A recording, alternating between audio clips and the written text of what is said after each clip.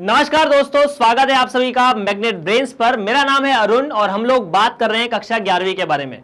मुझे उम्मीद है आप सभी लोग अपने अपने घरों पर बहुत अच्छे से पढ़ाई कर रहे हो, स्वस्थ हो, मस्त हो और पढ़ाई में व्यस्त हो। चलिए शुरुआत करते हैं। आज हम लोग बात करने वाले हैं दीर्घवृत्त के बारे में। लेकिन दीर्घवृत्त पर जाने से पहले आप सभी को यह बता दिया जाए कि यहां पर जो भी आपको पढ़ाया जा रहा है, चाहे वो किसी भी कक्षा का हो, चाहे वो किसी भी मीडियम का हो, वो पूरी तरह से मुफ्त है। मैग्नेट ब्रेन्स अपने सभी विद्यार्थियों को पूरी तरह से फ्री पढ़ाता है। किसी भी व्यक्ति से कोई भी पैसा लेने की आवश्यकता नहीं है और ना ही आपको कोई पैसा देने की आवश्यकता है। चलिए शुरुआत करते हैं। आज हम लोग डिस्कस करने की कोशिश करेंगे दीर्घवृत्त के बारे में। इसमें व्रत छुपा है लेकिन ये व्रत नहीं है, जैसा कि शब्द में आप देख रहे हैं, नाम में आप देख रहे हैं। परिचय देखने की कोशिश करेंगे, इसके बहुत से उदाहरण देखने की कोशिश करेंगे। तो सबसे जरूरी बात यहां पर यह है कि आपने दीर्घवृत्त को अपने भविष्य में या वर्तमान में या पास्ट में, मतलब भूतकाल में किस तरह से देखने की कोशिश की है। जैसे अगर भूतकाल में बात करें तो शायद आपने दीर्घवृत्त का नाम नहीं सुना, वर्तमान में आप नाम सुन रहे हैं और भविष्य में दीर्घवृत्त आपके बहुत काम में आने वाला है। जैसा कि मैंने कहा कि शंकु परिच्छेद का पूरा अध्याय कक्षा 12वीं के लिए बहुत इंपॉर्टेंट है। 12वीं में एक अध्याय है क्षेत्रफल, और क्षेत्रफल जो निकालना है वो वक्रों के बीच का निकालना और वक्र, ये सब यही है। चलिए तो शुरुआत करते हैं दीर्घवृत्त के बारे में। आप दो छोटे छोटे उदाहरण लेकर समझने की कोशिश कीजिए कि दीर्घवृत्त क्या होता है। सबसे पहला उदाहरण, सबसे बेसिक उदाहरण कि आपने पढ़ा था कि कक्षा 6ठी 7वीं 8वीं में कि सूरज स्थिर है और धरती सूरज के चक्कर लगाती है, और जो चक्कर लगाती है ये अंडाकार शेप में लगते हैं, कुछ इस तरह से कि अगर ये बहुत पास होगी सूरज के तो गर्मी होगी, दूर हो जाएगी तो सर्दी होगी। यही होता है ना। तो अगर हम बात कर रहे हैं इस अंडाकार शेप के बारे में, ठीक है, तो ये किस तरह से हम गणित के रूप में परिभाषित कर सकते हैं। फिर वही चीज है कि आप हर चीज को जो अपने आसपास देख रहे हैं उनको गणित की भाषा में लिख सकते हैं, समझ सकते हैं। आप अपने शब्दों को भी मैथमेटिकल इक्वेशंस में कन्वर्ट कर सकते हैं और उनका साइंटिफिक रूपांतरण कर सकते हैं। इसी तरह तो आप एक दूसरे से फोन पर बातें करते हैं, वरना किस तरह से की जा सकता था। सो बेसिकली वो कहानी अलग है। खैर, मॉड्यूलेशन, डीमॉड्यूलेशन, फिजिक्स वगैरह सब कुछ है ना, बाइनरी और ये सब। खैर, यहां पर ये एक छोटा सा उदाहरण है। एक दूसरा उदाहरण जो आप अपने घर पर कर सकते हैं, दो बिंदु रखिए या दो कील रखिए और उन दोनों कीलों पर एक धागा बांध दीजिए। धागा थोड़ा सा ढीला होना चाहिए, जैसा कि आप यहां देख पा रहे हैं। फिर उस धागे को टाइट कीजिए, मतलब पेंसिल की नोक से, और उस नोक को इस तरह घुमाइए कि धागा हमेशा टाइट रहे। You will get an ellipse. अगर आपको मेरी बात समझ में नहीं आई तो इस फोटो को आप बड़े ध्यान से देख सकते हैं, फिर से देख लीजिए इलिप्स बनता कैसे है। ऐसा धागा बांधा और उसको ऐसे घुमा दिया, ये दोनों जो रेखाएं हैं या जो धागा है वो टाइट है इलिप्स के केस में, ठीक है, मतलब ऐसा रहेगा बिल्कुल। तो ये आपके सामने जो बनेगा वो इलिप्स बनेगा, ठीक। तो वास्तविक जीवन में से इस तरह से देखा जा सकता है। इलिप्स के बहुत से उदाहरण हैं, बहुत इनकी आवश्यकता पड़ती है, पर हम इनके समीकरण के बारे में डिस्कशन करने की कोशिश करेंगे। आइए मैं आपको वहीं ले चलता हूं जहां से मैंने आपको कोनिक की परिभाषा पढ़ाई थी। अब कोनिक की परिभाषा क्या होती थी, इस पे अपन थोड़ा सा गौर कर लेते हैं। मैंने आपको कहा था कि जो भी कोनिक है, शंकु परिच्छेद है, वो तीन तरह से होता है। फटाफट रिवाइज करने की कोशिश रहेगी। क्यों? क्योंकि भाई साहब तीनों एक दूसरे के साथ में लिंक है। शंकु परिच्छेद हमें तीन तरह का पढ़ना है, हालांकि चार तरह का था। खैर, मतलब एक तो व्रत होता है जिसमें हमने ज्यादा शंकु के बारे में बात नहीं की। एक होता है परवलय, जिसमें भी हमें ज्यादा परेशानी नहीं आई। एक आएगा दीर्घवृत्त, जिसके बारे में हम बात करने वाले हैं और जो कि परेशान करेगा, और अति परवलय जो ज्यादा परेशान नहीं करेगा। वन बाय वन सारे केसेस को देखते हैं, ठीक है। इसे पैराबोला कहते थे, इसे कहते थे इलिप्स, और ये होगा हाइपरबोला। ओके, तो हमने जो कोनिक की परिभाषा पढ़ी थी वो परिभाषा ये थी कि एक सरल रेखा है और एक निश्चित बिंदु है। सरल रेखा कैसी है पता नहीं, मतलब समीकरण कैसा है पता नहीं, जिसका समीकरण आपने x प्लस ए या ax plus b y plus c बराबर 0 ले लिया था। और इस सरल रेखा के लंबवत एक रेखा है जिस पर एक बिंदु स्थित है, जिसे आपने कहा था कि यह बिंदु x1, y1 है। ऐसा है। और आपने यहां एक बात कहने की कोशिश ये की थी कि ऐसे बहुत सारे बिंदु हैं जो एक पर्टिकुलर प्रॉपर्टी को फॉलो करते हैं। जैसे अगर ये बिंदु A है, ये P नाम का बिंदु है और ये M नाम का बिंदु है, जहां से इसकी लंबवत दूरी निकाली जाएगी, है ना। तो आपने कहा कि देखो यार, ऐसा होगा कि P से A की दूरी निकालो और P से M की दूरी निकालो, तो ये एक निश्चित अनुपात में आती है और जैसा जैसा अनुपात होगा उसके हिसाब से ये तीनों बनते जाएंगे। अगर PA बटा PM के बारे में बात करते हैं तो ये E आता है, E बराबर 1 होता है, परवलय में अपन देख चुके हैं। मतलब इस बिंदु से इस बिंदु की दूरी बटा इस बिंदु से इस रेखा की दूरी का अनुपात बराबर हो, मतलब 1 हो।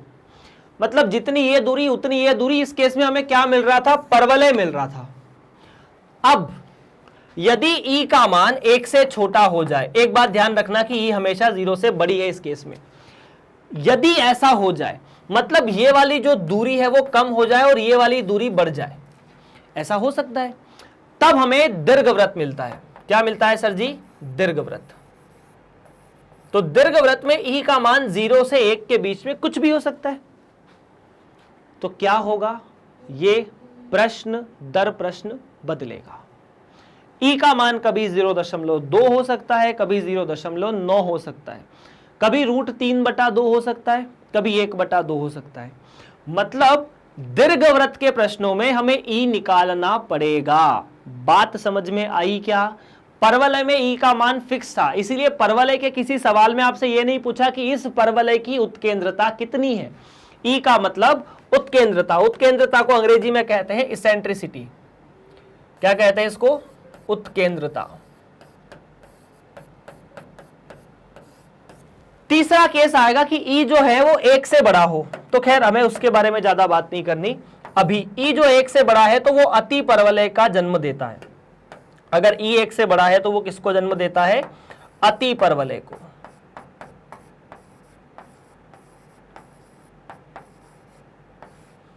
खैर अब हम लोग बात करेंगे दीर्घवृत्त के बारे में, ठीक है क्या?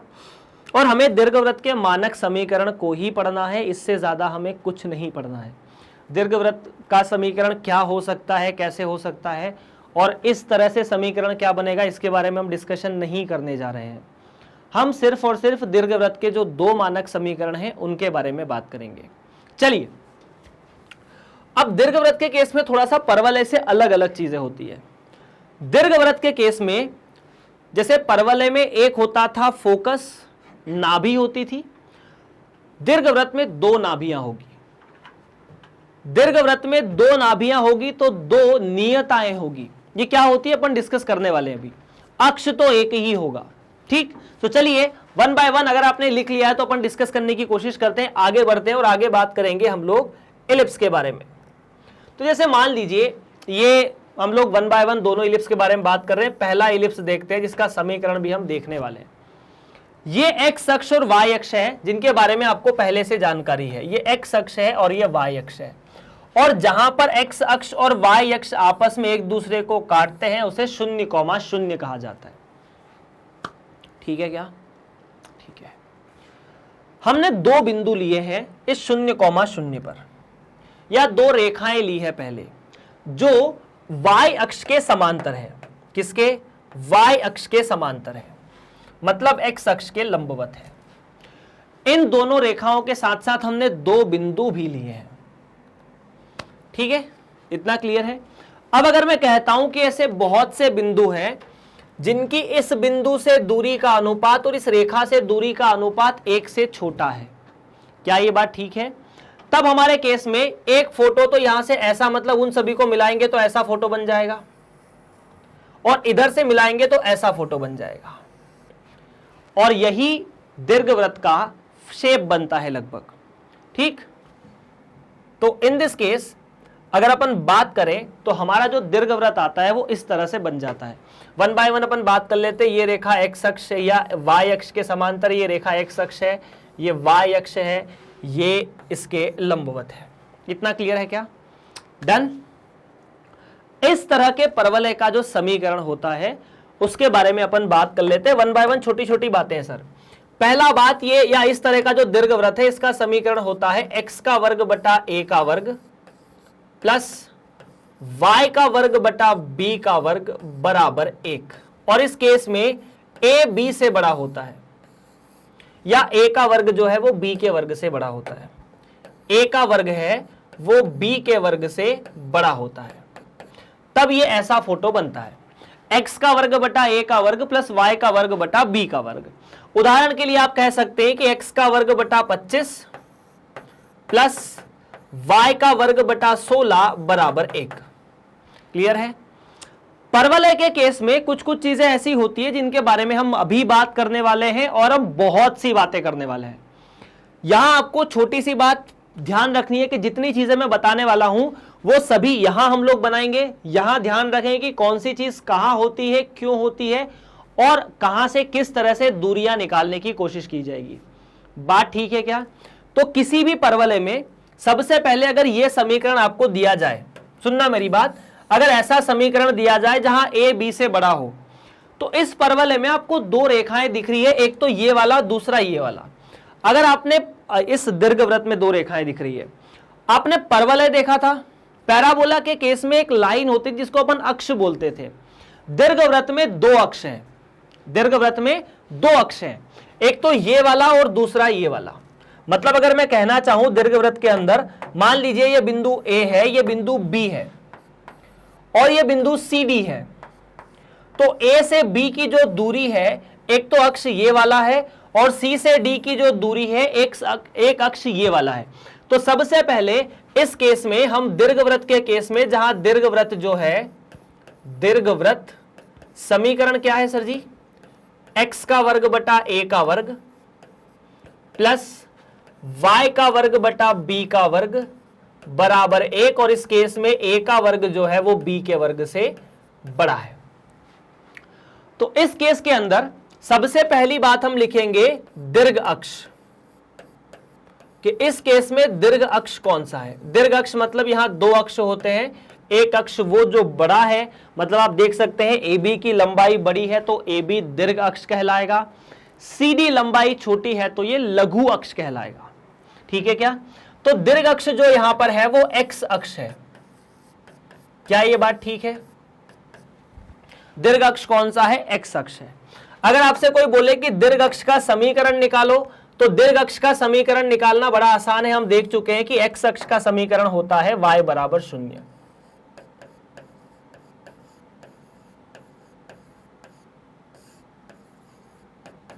दीर्घ अक्ष का समीकरण कितना? x अक्ष का समीकरण y बराबर 0, y अक्ष का समीकरण x बराबर 0। इसे आप अपनी कॉपी में लिख सकते हैं, क्योंकि यहां पर मैं बहुत कुछ चीजें लिखना नहीं चाहता, अभी बहुत कुछ आने वाला है। लिख लीजिए x अक्ष का समीकरण y बराबर 0 एवं y अक्ष का समीकरण x बराबर 0। Okay, second case. अभी इतना हुआ, ठीक है, अभी तो और कुछ बाकी है। अब आपसे पूछेगा दीर्घ अक्ष की लंबाई। देखो सब कुछ आसान है अगर आप शब्दों को समझ चुके हो तो। इस अति पर या दीर्घवृत्त में दीर्घ अक्ष की लंबाई, मैं इसे इलिप्स बोल दूं, चलेगा क्या? दीर्घ अक्ष की लंबाई मतलब A से B की लंबाई, और A से B की लंबाई निकालना बड़ा आसान है। A से B की लंबाई निकालने का मतलब है ये जो वक्र है जिसका समीकरण x का वर्ग बटा a का वर्ग प्लस y का वर्ग बटा b का वर्ग बराबर 1 दिया है, वो x अक्ष को किन किन बिंदुओं पर काटेगा। तो भाई साहब जब भी ये x अक्ष को काटेगा, यहां पर y का मान तो 0 होना चाहिए। ये कहानी है ना, y का मान कितना होना चाहिए? 0 होना चाहिए। अगर आप इस समीकरण में y का मान 0 रख दोगे तो आपको मिलेगा x का वर्ग बटा a का वर्ग बराबर 1, तो x का मान a और माइनस a, मतलब ये वाला बिंदु माइनस a कॉमा 0, यही है। तो ये बिंदु मिलना चाहिए माइनस a कॉमा 0, और ये बिंदु मिलना चाहिए a कॉमा 0। क्या ये बात क्लियर है? तो a से b की लंबाई माइनस a कॉमा 0 से a कॉमा 0 तक की जो लंबाई है वो 2a के बराबर होती है। किसके बराबर? 2a के बराबर। और चूंकि जैसे मान लीजिए मैंने कहा 10 और कहा 10 का आधा, तो आप कहोगे 5। तो अगर 2a बराबर दीर्घ अक्ष है तो ए को कहा जाता है अर्ध दीर्घ अक्ष। अर्ध दीर्घ अक्ष मतलब दीर्घ अक्ष का आधा।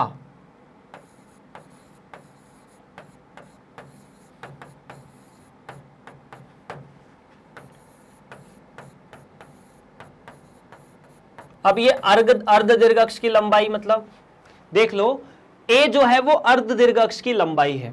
अर्ध दीर्घ अक्ष की मतलब दीर्घ अक्ष का आधा। अब चाहे ओ से बी कह दो या ओ से ए कह दो, मतलब अगर ये पूरा का पूरा दीर्घ अक्ष था तो यहां से यहां या फिर यहां से यहां। So in this case I can say कि ओ से ए की लंबाई कहो या ओ से बी की लंबाई कहो, ये ए के बराबर है, जिसे अर्ध दीर्घ अक्ष की लंबाई कहा जाता है। रटने की आवश्यकता है क्या? नहीं, शब्द के हिसाब से सब कुछ सरल है। क्लियर? ओके, नेक्स्ट है, ये दूसरा पॉइंट होगा, लघु अक्ष, minor axis. So if we talk about the minor axis, ये जो रेखा है वो लघु अक्ष है। लघु अक्ष का मतलब y अक्ष। और अगर आपको y अक्ष का समीकरण लिखना है तो जैसा मैंने आपकी कॉपी में भी लिखाया है, y अक्ष का जो समीकरण है वो होता है x बराबर 0। और यहां पर उसी तरह से जिस तरह से आपने दीर्घ अक्ष की लंबाई निकाली, अगर आप लघु अक्ष की लंबाई निकालने की कोशिश करेंगे, सुन लो मेरी बात ध्यान से, अगर आप लघु अक्ष की लंबाई निकालने की कोशिश करोगे तो क्या यहां पर दो अक्ष हुए, लघु अक्ष और दीर्घ अक्ष। लघु अक्ष की लंबाई निकालने की कोशिश करेंगे तो ये 2b के बराबर आएगी। क्यों? क्योंकि ये जो बिंदु होगा वो 0, b होगा और ये जो बिंदु होगा वो 0, -b होगा। अगर आप इस केस में x का मान 0 रखते हैं तो y का वर्ग बराबर b का वर्ग, जिससे ये दोनों बिंदु आ जाएंगे। ठीक है, चाहो तो देख लो, अगर आपको वो c और d निकालना है तो x का मान 0 रख दो, क्योंकि वो y अक्ष पर बिंदु है, वहां x का मान 0, तो y का वर्ग बटा b का वर्ग बराबर 1, जिसका मतलब y बराबर ±b। खैर ये दो चीजें यहां पर हो चुकी है। क्लियर है क्या? अब आती है एक नई कहानी। नई कहानी आती है कि ये जो O है ना, जिसे आप 0, कहते हो, ये जो O है ना जिसे आप 0, कहते हो, इस केस में इस O को कहा जाता है केंद्र। क्या कहा जाता है? केंद्र। परवलय में केंद्र नहीं था, लेकिन दीर्घवृत्त के अंदर केंद्र तो है। केंद्र O जिसे कहते हैं वो है 0, क्या ये बात ठीक है? ठीक है। क्या दीर्घवृत्त केंद्र से गुजरता है? नहीं, है ना। ये जो दोनों बिंदु है ना, इन दोनों बिंदुओं को कहा जाता है नाभि। इसे नाभि 1 कह सकते हैं, इसे नाभि 2 कह सकते हैं। और नाभि 1 और नाभि 2, F1 F2 जो है वो नाभि है। ठीक है, अभी इनके बारे में बात करते हैं थोड़ी सी। एक चौथा चीज और निकालेंगे, पांचवी बात चीज आ जाएगी आपके सामने, नाभि, है ना। तो नाभि यहां 2 होगी, एक तो F1 और दूसरी F2। ठीक है क्या? और ये जो दोनों रेखाएं होती है, ये है नियता और ये भी नियता। अब अगर सवाल में हमसे बोला जाए कि कौन सी नियता, तो फिर क्या करेंगे? तो देखो, अगर आप इस नियता को L1 कहते हो और इस नियता को L2 कहते हो, तो इसके बारे में भी थोड़ी सी बात करेंगे। L1 जो है वो F1 के पास की नियता है, इसीलिए बोलेंगे कि F1 की संगत नियता L1 है, L2 की संगत नियता या F2 की संगत नियता L2 है। ये नियता लिखाऊंगा तब लिखा दूंगा। पर F1 और F2 और नियता निकालने के लिए, नियता का समीकरण निकालने के लिए आपको एक चीज की आवश्यकता है, और वो है उत्केंद्रता। मतलब इस समीकरण के हिसाब से, इस समीकरण से आप जो जो चीजें निकाल सकते थे, ये लंबाई A से B, C से D निकाल सकते थे, 0,0 निकाल सकते थे। अब अगर इस दीर्घवृत्त के बारे में आपको कुछ और पता करना है तो अब एक इंपॉर्टेंट चीज आती है, वो है उत्केंद्रता। आपको हर सवाल में यहां पर यह चीज बड़े जोर शोर से पूछी जाएगी, उत्केंद्रता। जिसे कहा जाता है ई। क्या कहते हैं सर जी? ई। और इसका समीकरण लिखा जाता है कुछ ऐसा, या इसका जो मान लिखा जाता है वो ऐसा। इसे याद कैसे रखना है? तो ये सूत्र तो आपको याद रखना पड़ेगा। बस ऐसे है कि b का वर्ग बटा a का वर्ग है। क्योंकि मुझे पता है कि b छोटा है तो छोटे का वर्ग बटा बड़े का वर्ग, छोटे का वर्ग बटा बड़े का वर्ग। जैसे मान लीजिए b का वर्ग 16 है और a का वर्ग 25 है, तो 1 माइनस 16 बटा 25 का वर्गमूल e आ जाएगा। क्लियर है क्या? बोलो यार। अगर क्लियर है तो एक और आप यहां से अब केस कर सकते हैं फटाफट फटाफट। e निकलने के बाद जो नाभि होती है F1 वो और F2, क्योंकि दोनों के दोनों x अक्ष पर निश्चित है, अगर दी हुई है तो इनका y निर्देशांक तो शून्य होना चाहिए। हाँ जी, y निर्देशांक शून्य, तो इसका भी y निर्देशांक शून्य और इसका भी y निर्देशांक शून्य, और इसका x निर्देशांक माइनस a गुणा ई और इसका a गुणा ई। मतलब अगर आप a निकाल देंगे और उसमें a का गुणा करेंगे तो ये बिंदु तो a e आएगा और ये माइनस a e आएगा। ये मिले आपको F1 और F2। तो F1 F2 निकालने के लिए क्या करना पड़ेगा? नियता निकालनी पड़ेगी। क्या ये बात ठीक है? बिना नियता के F1 F2 निकाल सकते हो क्या? नहीं निकाल सकते। या नियता नहीं, उत्केंद्रता निकालनी पड़ेगी। बिना उत्केंद्रता के हम F1 F2 नहीं निकाल सकते। ठीक, तो दोनों फोकस आपके सामने यहां पर आ चुके हैं। और एक बढ़िया सी प्रॉपर्टी होती है किसी भी इलिप्स की, हर इलिप्स की, और इसको समझने के लिए आप पुराने वाला जो फोटो था ना जहां पर हमने धागे से आपको इलिप्स कंस्ट्रक्ट करना सिखाया था, उससे इमेजिन कर सकते हैं। मान लीजिए इलिप्स पर कोई भी एक बिंदु P है, चाहे वो कहीं पर भी है, हो सकता है वो यहां हो सकता है वो यहां हो, यहां हो, यहां हो, यहां हो, यहां हो। अगर आप P से F की दूरी निकालोगे, मतलब आपने P से F1 की दूरी निकाली और P से F2 की दूरी निकाली, मतलब आपने क्या किया? इन दोनों दूरियों को निकालने की कोशिश की कि ये डिस्टेंस कितनी और ये डिस्टेंस कितनी, और दोनों का सम करने की कोशिश की। ये P बिंदु इलिप्स पर कहीं भी हो सकता है। तो ये मान सदैव 2a के बराबर आता है, जहां पर a का मतलब दीर्घ अक्ष की, या 2a का मतलब दीर्घ अक्ष की लंबाई होती है। किसी सवाल में आपको यह कह सकते हैं कि यदि दीर्घवृत्त पर स्थित किसी भी एक बिंदु की दोनों नाभियों से दूरी का सम, दीर्घवृत्त पर स्थित किसी भी एक बिंदु की दोनों नाभियों से दूरी का सम अगर 10 के बराबर है तो दीर्घ अक्ष की लंबाई कितनी होगी? तो 2a बराबर 10 हो जाएगा, और दीर्घ अक्ष की लंबाई भी 2a के बराबर होती है, मतलब 10 के बराबर होती है। क्या ये बात ठीक है? अगर क्लियर है तो चलो आगे बढ़ते हैं। मतलब ये एक इंपॉर्टेंट प्रॉपर्टी और भी होती है, और ये वास्तव में परिभाषा होती है। मतलब ये भी एक परिभाषा होती है। ये परिभाषा ऐसे कहती है कि यदि दो फिक्स बिंदुओं से, है ना, दो निश्चित बिंदुओं से यदि किसी बिंदु की दूरी का सम सदैव एक अचर संख्या रहे, ये भले कुछ भी हो, पर एक बार फिक्स हो गया 10 हो गया तो 10 दूरी है, उन सभी बिंदुओं को अगर मिलाया जाएगा जहां से इन दोनों बिंदुओं की दूरियों का सम 10 है, तो वो सदैव एक इलिप्स बनाएगा। ठीक, तो ये एक अगेन इंपॉर्टेंट प्रॉपर्टी है। चूंकि आप लोगों को ज्यादा इस पर डिटेल डिस्कशन नहीं करना, इसलिए मैं नहीं जा रहा उस चीज में। डन है क्या? चलिए प्रश्न नंबर क्या, अभी तो कॉन्सेप्ट डिस्कस कर रहे हैं। Now let's talk about 2 important points more. ये क्या है सर? तो ये इंपॉर्टेंट 2 पॉइंट और आते हैं जिनके बारे में बात करने वाले हैं। छठा जो पॉइंट है वो है नियता, डायरेक्ट्रिक्स।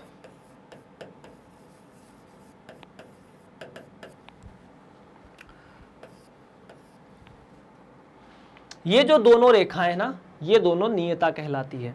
यहां एक तो रेखा है L1, है ना, तो L1 को आप कहोगे F1 के करस्पॉन्ड, मतलब जो F1 की संगत नियता है, मतलब जो F1 के पास वाली है, यूं समझ लो। ठीक है, तो F1 की संगत नियता, F1 की संगत नियता, या इसे ऐसे भी समझ सकते हो यार कि जब हमने इलिप्स को बनाया है तो हमने एक बिंदु से और एक दूरी से भिन्न भिन्न बिंदुओं की दूरी का अनुपात लिया है, ऐसा ऐसा। तो इस F1 के लिए यह रेखा थी, इस F2 के लिए यह रेखा होगी, ठीक है क्या। दूसरी रेखा जो होगी उसे कहेंगे L2। L2 क्या है सर? L2 है F2 की संगत नियता।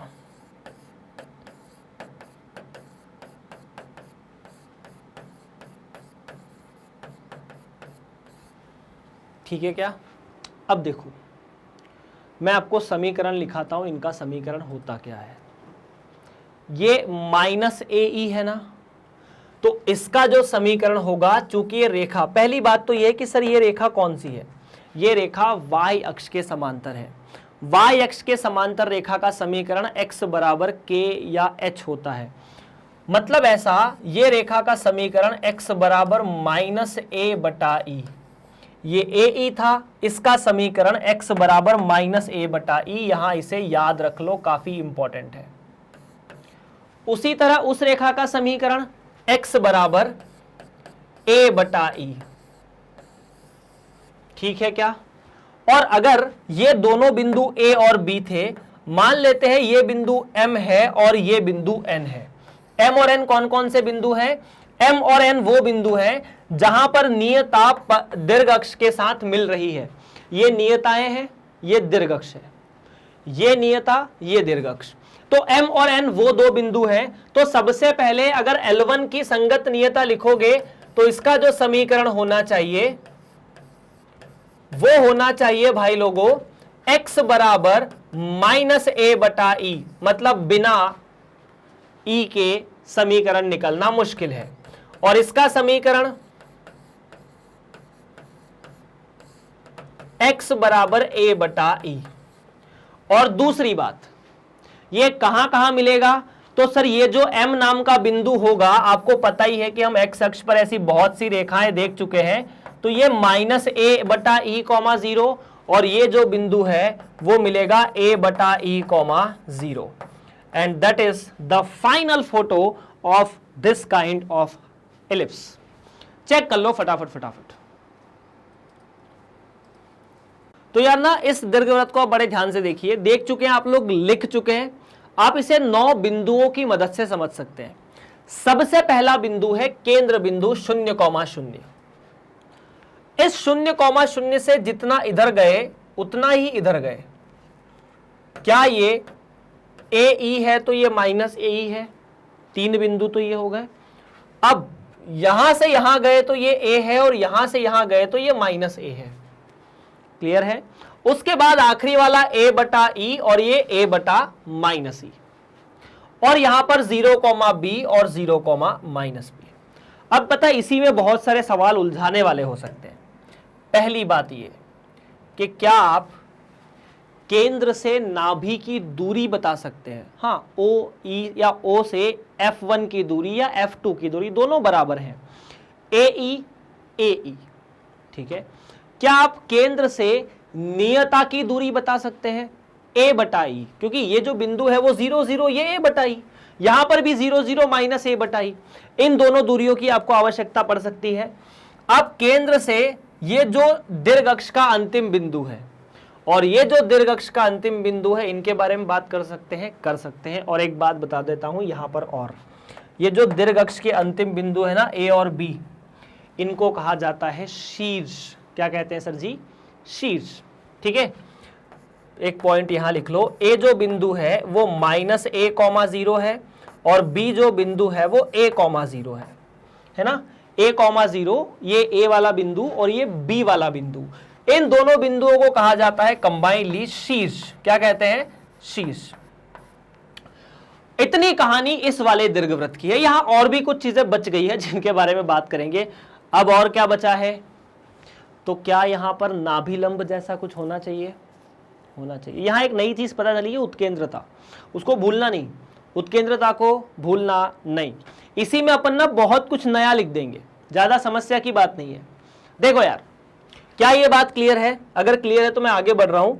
आगे बढ़ते ही मुझे पता चलता है कि ये जो परवलय है ना, इसमें बहुत सी चीजें, ये जो दीर्घवृत्त है इसमें ये बिंदु 0,0 है, ये 0,0, ये ए ई कॉमा शून्य, ये ए बटा ई कॉमा शून्य, ठीक है, ये ए कॉमा शून्य जिसे शीर्ष कहते हैं। देखो ध्यान रखो, केंद्र नाभि शीर्ष, केंद्र नाभि शीर्ष। तो दीर्घवृत्त के केस में केंद्र के पास में कौन है? नाभि, अगला शीर्ष है। यहां पर भी माइनस ए ई कॉमा जीरो, माइनस ए कॉमा जीरो और माइनस ए बटा ई कॉमा जीरो, और ये जीरो कॉमा बी है, और ये जीरो कॉमा माइनस बी है। दो ऐसी रेखाएं, ठीक है, जो दो ऐसी रेखाएं जो नाभि से गुजर जाए, नाभि मतलब ये F1 था, ये F2 था, और परवलय के दीर्घ अक्ष पर लंब हो। ये क्या है सर जी? दीर्घ अक्ष। दीर्घ अक्ष क्यों है? क्योंकि ये बड़ा है दूसरे वाले से। ये वाला अक्ष कौन सा है? लघु अक्ष।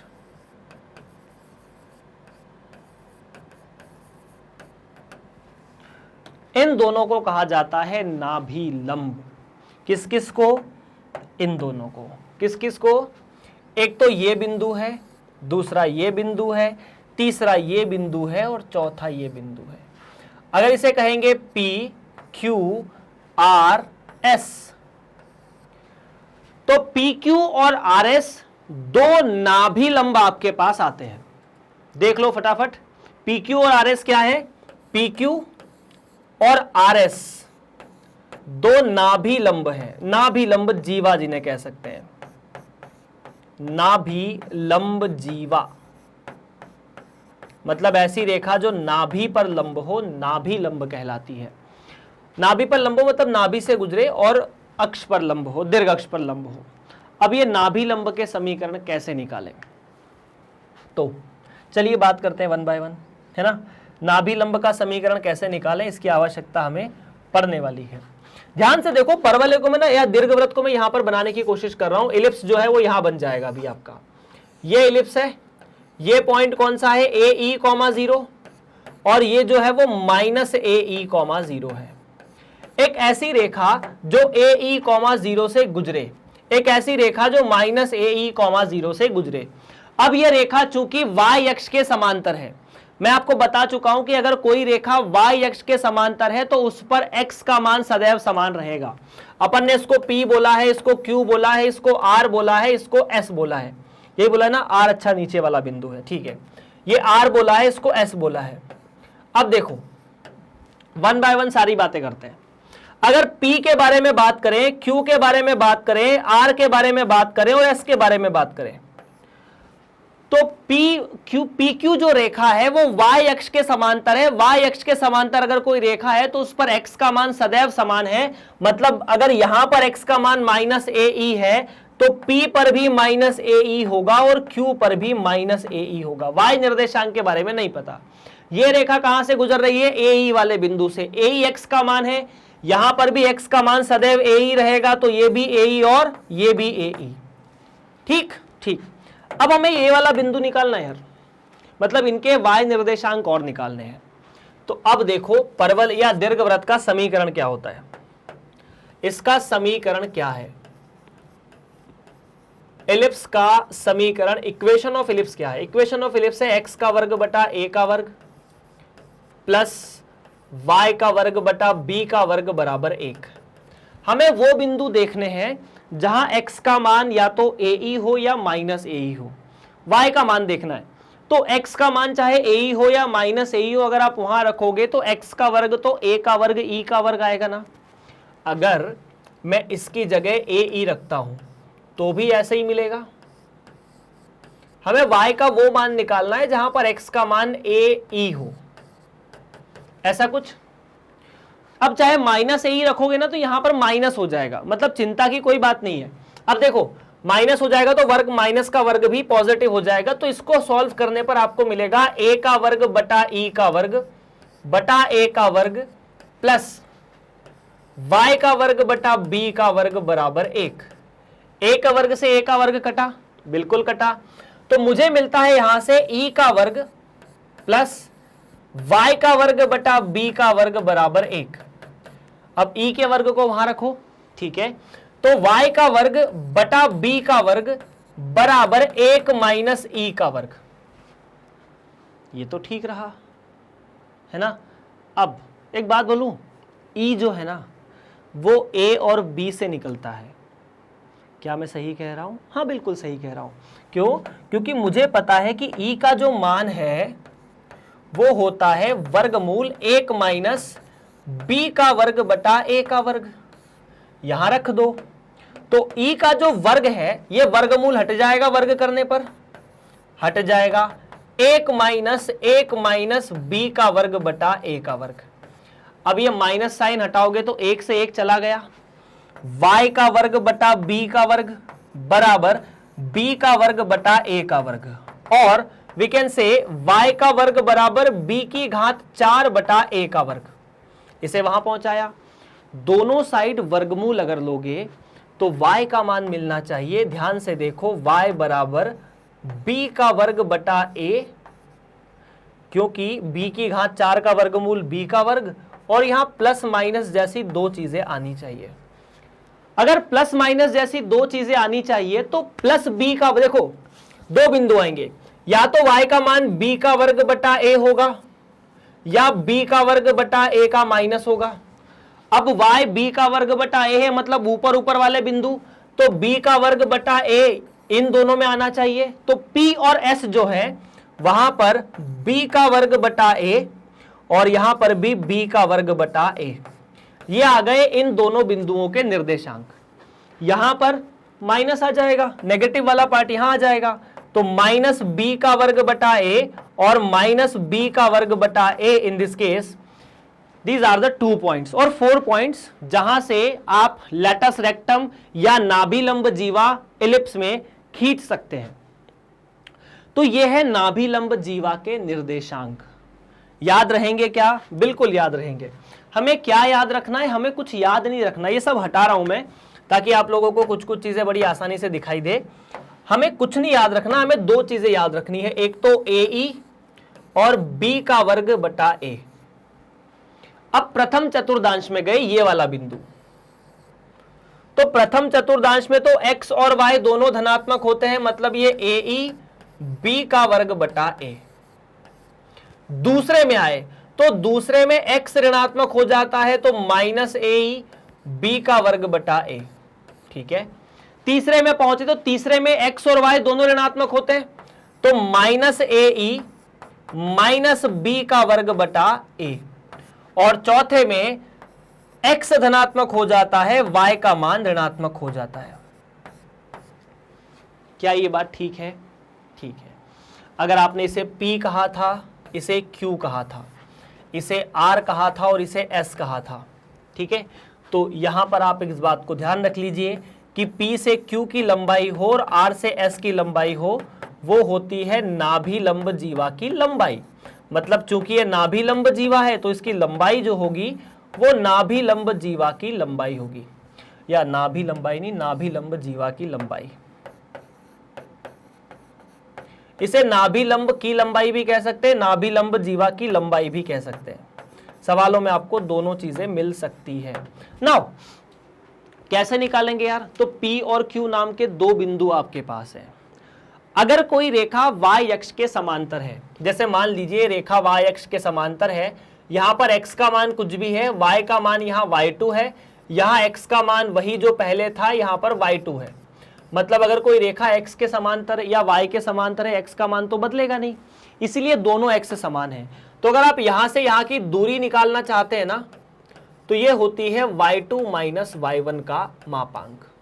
मतलब y2 में से y1 घटा दो, तो सीधी सीधी बात है b का वर्ग बटा a में से दूसरा वाला जो माइनस b का वर्ग बटा a है उसको घटाकर मापांक दे दो, तो ये आ जाएगा 2b का वर्ग बटा a। कितना? 2b का वर्ग बटा a, और ये नाभिलंब जीवा की लंबाई होती है। तो यहां हम लोग एक इंपॉर्टेंट चीज और लिख लेते हैं, ठीक है, 7वां बिंदु, नाभिलंब जीवा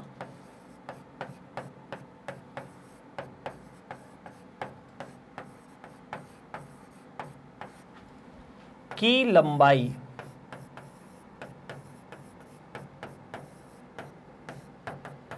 2b का वर्ग बटा a। Finish finish. तो यहां पर आपने 7 महत्वपूर्ण बिंदु लिखे हैं इस दीर्घवृत्त में। अगर अब आपको कोई परेशानी यहां पर है, कोई दिक्कत यहां पर है, तो प्लीज आप कमेंट कर सकते हैं, आपको जवाब मिल जाएगा, भले वो कैसे भी मिले, आपका डाउट जो है वो क्लियर हो जाएगा। चलो यार, क्लियर है क्या? ये खतरनाक है गुरु, मतलब यही खतरनाक है सबसे ज्यादा, मतलब अति परवलय में ज्यादा परेशानी नहीं है, दीर्घवृत्त में है। Done done. और यहाँ जो कोऑर्डिनेट ज्योमेट्री आपने पढ़ी है, निर्देशांक ज्यामिति जो आपने पढ़ी है, उसके बहुत सारे छोटे मोटे कॉन्सेप्ट से ही चीज़ें आ रही है। हमने यहाँ कुछ स्पेशल नहीं किया सिवाय उत्केंद्रता परिभाषित करने के। उत्केंद्रता परिभाषित करने से आपको क्या क्या मिलेगा वो देखो, ये बिंदु मिलेगा, ये बिंदु मिलेगा, ये रेखा मिलेगी, ये रेखा मिलेगी, ये दोनों बिंदु मिलेंगे, और इस बिंदु से ही ये बिंदु मिलेगा, ये बिंदु मिलेगा। तो जो 4 नई चीजें हैं यहाँ पर, अक्ष वक्ष निकालना तो बड़ा आसान है, ये दीर्घ अक्ष है 2a, ये 2b लघु अक्ष है। नाभि, नियता और यहां पर नाभि लंब जीवा बिना उत्केंद्रता के निकलना मुश्किल है। नाभि लंब जीवा की लंबाई निकाल सकते हो, यहां उत्केंद्रता की आवश्यकता नहीं है ना, क्योंकि यहां कहीं भी ई की ई नहीं है। लेकिन अगर निर्देशांक निकालने हैं तो बिना उत्केंद्रता के संभव नहीं है। तो उत्केंद्रता यहां पर बहुत जरूरी होती है। उत्केंद्रता हमको पता है कि एलिप्स की जो उत्केंद्रता है वो 0 और 1 के बीच में होती है। तो ये कैसे निकलेगी, फॉर्मूला अपने पास है ना, कहां से निकलेगी वो भी अपने पास है, समीकरण अपने को दिया रहेगा। अब हमने सबसे पहले जहां से शुरुआत की थी उससे आगे बढ़ते हैं थोड़ा सा, और एक छोटा सा रिजल्ट है कि अर्ध दीर्घ अक्ष, अर्ध लघु अक्ष और दीर्घवृत्त से, दीर्घवृत्त के केंद्र से नाभि की दूरी के बीच में संबंध। चलिए 1 बाय 1 चीजें बात कर ले थोड़ी सी, है ना। तो एक संबंध निकालना है बेसिकली। देखो ये O है, अगर ये F1, ये F2 और ये F1 है, अपन इनको F1 F2 परिभाषित किया है, तो ये आपका दीर्घवृत्त ऐसा है। हाँ जी। तो अगर आप कहना चाहें कि O से F1 या O से F2 ये दोनों बराबर है, और इसे कहते हैं केंद्र से नाभि की दूरी, यही होगी ना। केंद्र O है, केंद्र से नाभि की दूरी, distance of centre from the focus, और distance of focus from the centre. अच्छा, क्या आपको पता है कि F1 का मान, क्या आपको पता है कि F1 का मतलब -AE, 0 होता है, और F2 का मान AE, 0 होता है, और ये 0, 0 होता है। तो अगर मैं यहां से यहां की दूरी निकालूं तो भी ये AE, और यहां से यहां की दूरी निकालूं तो भी AE। So in this case जो F1 F2 है वो दोनों, या O से F1 O से F2, ये हमेशा AE के बराबर है। पहली बात तो ये है। तो दीर्घवृत्त के केंद्र से नाभि की दूरी तो निकली। अब मैं आपको एक छोटा सा रिजल्ट बताता हूं क्या था। चलो एक काम करते हैं ना, ये जो A से E की दूरी है आपकी किताब के अनुसार इसको C भी लिखा हुआ है, तो मान लेते हैं ये दूरी किसके बराबर है, C के बराबर है। माना C बराबर AE, माना C दूरी है AE के बराबर। अब हमने एक रिजल्ट देखा था कि उत्केंद्रता होती क्या है। उत्केंद्रता सर इस केस में निकलती है E बराबर वर्गमूल 1 माइनस B का वर्ग बटा A का वर्ग। अब देखो इस सूत्र से ना 3 चीजें हो सकती है। पहला, आपको A और B दिया हो, उत्केंद्रता निकालनी हो, निकल सकता है। दूसरा, आपको A दिया हो, उत्केंद्रता दी हो, B निकाल सकते हैं। आपको B दिया हो, उत्केंद्रता दी हो, E निकाल सकते हैं। तो इसे थोड़ा सरल भी कर सकते हैं, मतलब हमने अगर वर्ग किया तो ये मिलेगा E का वर्ग बराबर 1 माइनस B का वर्ग बटा A का वर्ग। लघुत्तम लेने के बाद A का वर्ग E का वर्ग, मतलब AE का वर्ग बराबर A का वर्ग माइनस B का वर्ग।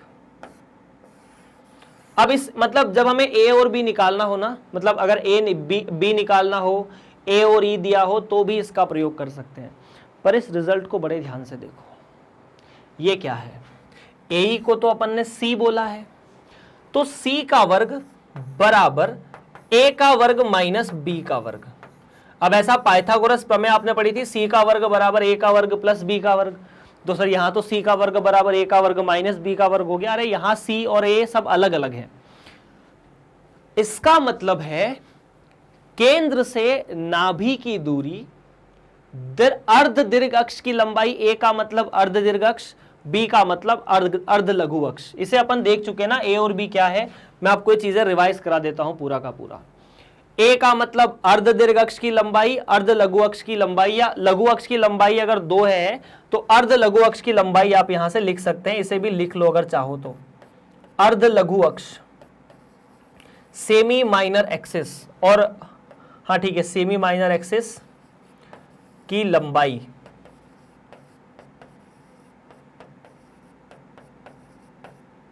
बी के बराबर। ठीक, तो जो केंद्र से नाभि की दूरी है उसका वर्ग बराबर ए का वर्ग माइनस बी का वर्ग। क्या ये बात ठीक है? चलो अब इसमें अपन 2 स्पेशल केस करते हैं, है ना। मजा आएगा आप लोगों को। मजा क्या आएगा वो देखना फटाफट फटाफट। आपने इसी में एक विशेष स्थिति है। आपने ये देखा कि ये जो दीर्घवृत्त था इसमें ऐसी ऐसी 2 चीजें थी, केंद्र था, नाभि थी, ये था, वो था, सब कुछ था, है ना। ये F2 था, ये F1 था। आपने बोला कि C का जो वर्ग है वो बराबर A का वर्ग माइनस B का वर्ग है। C मतलब यहां से यहां की दूरी, केंद्र से नाभि की दूरी। क्या हो, पहली बात, क्या हो यदि C 0 हो जाए? यदि C 0 हो जाए तो क्या हो? ठीक है, यह स्थिति नंबर 1 है जो आपको यहां पर दी जाएगी। मतलब बेसिकली ये स्थिति नंबर 1 है कि क्या हो यदि C 0 हो जाए। C 0 हो जाए मतलब केंद्र से नाभि की दूरी 0 हो जाए, मतलब केंद्र नाभि के पास पहुंच जाए, मतलब ये दोनों नाभियां ना पास आती जाए, पास आती जाए, पास आती जाए, और आपको एक ऐसा बिंदु मिले जो केंद्र भी है और नाभि भी है। मतलब यही बिंदु O हो जाए, यही बिंदु F1 हो जाए और यही बिंदु F2 हो जाए, तो केंद्र से नाभि की दूरी 0। उस केस में आपको पता चलता है कि A का वर्ग बराबर B का वर्ग होना चाहिए। A का वर्ग बराबर B का वर्ग होना चाहिए। तो अब इस समीकरण को देखो, x का वर्ग बटा A का वर्ग प्लस y का वर्ग बटा B का वर्ग बराबर 1 होता है। अब चूंकि A का वर्ग बराबर B का वर्ग है तो यह समीकरण बन जाएगा x का वर्ग बटा A का वर्ग प्लस y का वर्ग बटा A का वर्ग बराबर 1, और इस A के वर्ग को वहां भेजो तो यह क्या मिलता है, x का वर्ग प्लस y का वर्ग बराबर A का वर्ग। और अब ये दीर्घवृत्त नहीं रहा, ये दीर्घवृत्त नहीं रहा तो क्या बना? ये तो एक स्टैंडर्ड रिजल्ट है, एक फॉर्मूला है किसका? वृत्त का। इस वृत्त का क्या है? केंद्र तो 0,0 है जो कि इस दीर्घवृत्त का भी था, और त्रिज्या जो है वो a हो चुकी है। मतलब दीर्घवृत्त का एक स्पेशल केस बन जाता है वृत्त। तो वृत्त क्या है? दीर्घवृत्त का स्पेशल केस है। और स्पेशल केस में क्या है कि यदि लघु अक्ष तथा दीर्घ अक्ष की लंबाई बराबर हो जाए, या अर्ध लघु अक्ष या अर्ध दीर्घ अक्ष की लंबाई बराबर हो जाए, तो दीर्घवृत्त एक वृत्त बन जाता है। नोट करके लिख सकते हो, मैं आराम आराम से बोल देता हूं। यदि किसी दीर्घवृत्त में दीर्घ अक्ष तथा लघु अक्ष की लंबाई समान हो जाए तो दीर्घवृत्त को वृत्त कहा जाता है। और इस केस में त्रिज्या जो होती है वही अर्ध दीर्घ अक्ष की लंबाई कह दो, या अर्ध दीर्घ अक्ष की लंबाई, या अर्ध दीर्घ अक्ष के, हाँ ठीक है, अर्ध दीर्घ अक्ष की लंबाई कहना ठीक है कि ए जो है वो अर्ध दीर्घ अक्ष है। अर्ध लघु अक्ष भी कह सकते हैं, ए और बी बराबर है इसलिए। क्या ये बात ठीक है? बात तो ठीक है। चलिए फिर आगे बढ़ते हैं अगले प्रश्न की तरफ। अगले प्रश्न की तरफ मतलब अगला स्थिति की तरफ। क्या ये आपने नोट कर लिया? कर लिया। नोट नंबर 2, आपने लिखा कि C का वर्ग बराबर A का वर्ग माइनस B का वर्ग। अब देखिए आपके पास ना 3 केसेस है भाई लोगों, ठीक है। मैं आपको तीनों केसेस यहां नोट करके दिखा देता हूं। C का वर्ग बराबर A का वर्ग माइनस B का वर्ग था। C क्या था? C जो है वो नाभि से केंद्र की दूरी था। है ना। इस चीज को अपन देख लेते हैं एक बार फिर से। ये दीर्घवृत्त था और C जो था वो नाभि से केंद्र की दूरी था F2 और ये F1। तो ये तो था C, इसे आप A लिख सकते थे अर्ध दीर्घ अक्ष, और इसे लिख सकते थे B, है ना। अब आपने पहला केस कर लिया कि हो सकता है C 0 हो जाए। हाँ, तो अगर C 0 होता है तो ये दीर्घवृत्त एक वृत्त बन जाता है ना। दूसरा केस अपन मान लेते हैं कि यार ऐसा भी तो संभव है कि B 0 हो जाए। अगर B 0 हो जाए तो यदि B 0 हो जाए तो क्या आपको मिलेगा? C का वर्ग बराबर A का वर्ग और C बराबर A। B के 0 होने का मतलब ये लंबाई 0 हो जाए। अगर ये लंबाई 0 हो जाए तो केंद्र से नाभि की दूरी, केंद्र से नाभि की जो दूरी है वो दीर्घ अक्ष के बराबर ही होनी चाहिए। ऐसा हो जाए, और अब चूंकि B 0 है तो ये सिमट के यहां पहुंच जाएगा, मतलब इस केस में आपको रेखा मिलेगी F1 F2 और ये वाला। तो यहां आपको क्या मिल रहा है? एक रेखाखंड। क्या आप मेरी बात समझे? देख लो, मतलब इसको अपन को 0 करना है, ऐसे लेते जाओ लाते जाओ लाते जाओ लाते जाओ लाते जाओ, ये तो एक स्ट्रेट लाइन बन जाएगी। तो इस केस में क्या बनेगा? रेखाखंड, एक रेखा का टुकड़ा। तीसरा केस और कर लेते हैं। तीसरा केस है कि ऐसा भी तो हो सकता है कि A का मान 0 हो जाए, तो आपको मिलेगा C का वर्ग बराबर माइनस B का वर्ग। क्या ऐसी दो संख्याएं हैं, वास्तविक संख्याएं, जिनका वर्ग एक दूसरे के ऋणात्मक हो? संभव नहीं है, ठीक है। तो ये जो केस है वो पॉसिबल नहीं है, नॉट पॉसिबल। ये बहुविकल्पी सवालों में पूछ सकते हैं ना कि यदि केंद्र से नाभि की दूरी अर्ध दीर्घ अक्ष के बराबर हो तो बताइए कि ये क्या बनेगा, ठीक है। तो ये रेखाखंड बन जाएगा उस केस में। अच्छा, पर उस केस में उत्केंद्रता एक आ जाएगी।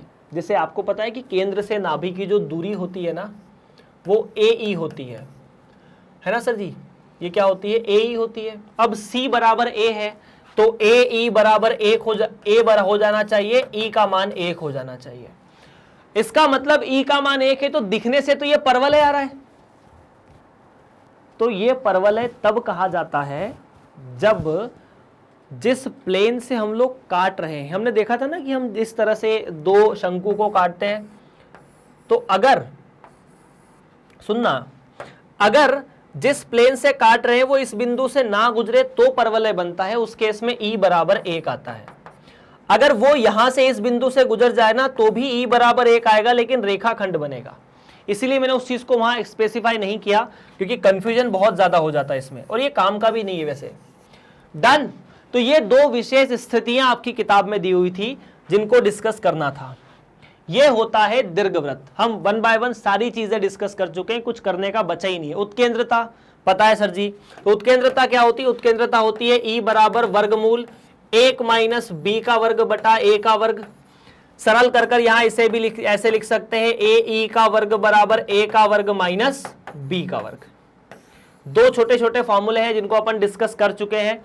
यहां पर इस सवाल में A जो है या A का वर्ग B के वर्ग से बड़ा है। डन। चलिए, दीर्घवृत्त का मानक समीकरण हो चुका। स्टैंडर्ड इक्वेशन ऑफ इलिप्स ऐसा है। अगर ऐसा है तो मानक समीकरण पहला वाला केस x का वर्ग बटा A का वर्ग प्लस y का वर्ग बटा B का वर्ग बराबर 1, और यहां पर इस केस में A का वर्ग जो है वो B के वर्ग से बड़ा है। डन। यहां पर आपने सारे बिंदु देख लिए। अब आते हैं दूसरे वाले समीकरण पर। फटाफट पहले समीकरण को नोट करो। नोट तो कर लिया आपने, है ना। मैं एक बार फिर से वो चीजें दिखा देता हूं। ऐसा ऐसा हमने पढ़ा था, इसे नोट कर लो क्योंकि अभी ये हटने वाला है। ऐसा कुछ समीकरण था। यहां पर पहले वाले समीकरण में अगर A B से बड़ा था, यदि A B से बड़ा था तो फोटो जो है वो ऐसा बन रहा था, ठीक है। मतलब ये जो लंबाई है वो x अक्ष की तरफ ज्यादा थी, y की तरफ कम थी, ठीक। और उसके बाद ये ऐसे कुछ समीकरण सारे के सारे दीर्घ अक्ष का समीकरण, दीर्घ अक्ष की लंबाई 2a, उसके बाद लघु अक्ष की लंबाई 2b, केंद्र 0,0, उत्केंद्रता b का वर्ग बटा a का वर्ग, नाभि माइनस AE, 0 और AE, 0 माइनस A,0 और A,0 शीर्ष होते थे, है ना। उसके बाद नियता का समीकरण x बराबर माइनस A बटा ई, x बराबर A बटा ई, और नाभि लंब जीवा की लंबाई 2b का वर्ग बटा a। इतना डिस्कशन किया था। और ये नाभि लंब जीवा की लंबाई 2b का वर्ग बटा a कैसे आया ये भी अपन ने निकाल लिया था। डन। चलो अब आगे बढ़ते हैं अगले वाले दीर्घवृत्त पर। अगर आपको मैंने कहा था कि दीर्घवृत्त का समीकरण होता है x का वर्ग बटा a का वर्ग प्लस y का वर्ग बटा b का वर्ग बराबर 1, और इस विशेष स्थिति में a का वर्ग b के वर्ग से बड़ा होता था।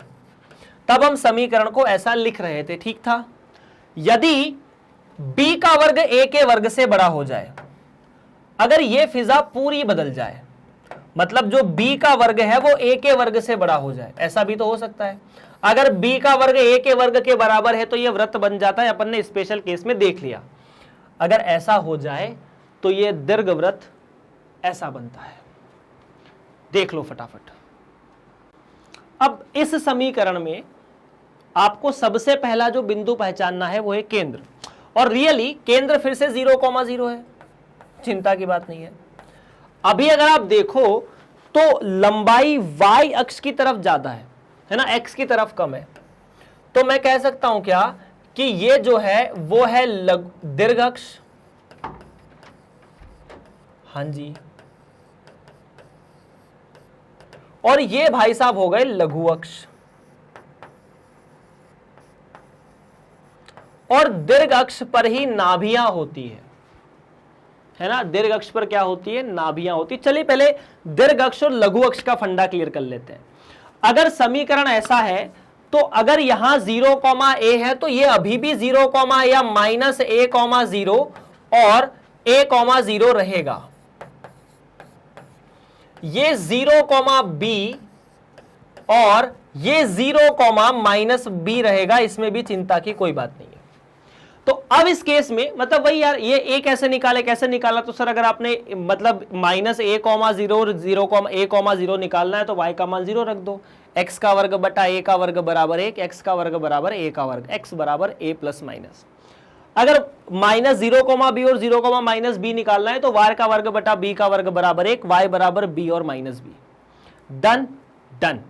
इतना क्लियर है, इतना क्लियर है। सुनो, अगर अब मैं आगे बढ़ता हूं तो सबसे पहले इन दो चीजों को जो यहां पर लिखी हुई थी उनको करेक्ट करता हूं कि सबसे पहले जो परवलय है या जो दीर्घवृत्त है उसे अब बदलने की कोशिश करो और समझने की कोशिश करो कि अब ये किस तरह से बिहेव कर रहा है। ठीक है, यहां पर भी कुछ कुछ चीजें चेंज होगी, मतलब मैं धीरे धीरे आपके सामने ही बदलूंगा कि आपको याद कैसे रखना है। यदि, सुन लो ध्यान से, यदि अब b का वर्ग a के वर्ग से बड़ा हो जाता है तो दीर्घ अक्ष अभी y अक्ष हो जाता है, क्योंकि ये लंबाई ज्यादा है, ये लंबाई कम है। सो ये हुआ y अक्ष, बिल्कुल सही, और लघु अक्ष जो होगा वो x अक्ष हो जाएगा, बिल्कुल सही। तो अगर y अक्ष का समीकरण लिखना है तो x बराबर 0, x अक्ष का समीकरण y बराबर 0।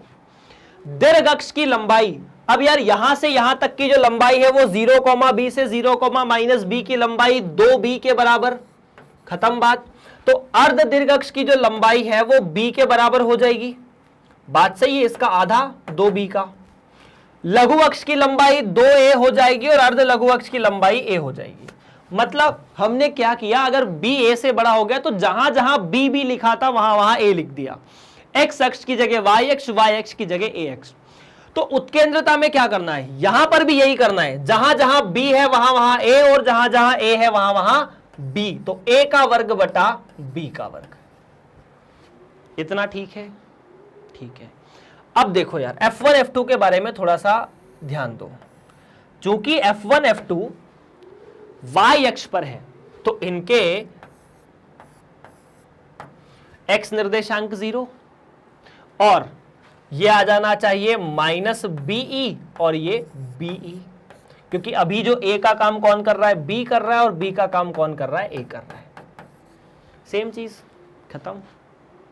नेक्स्ट शीर्ष।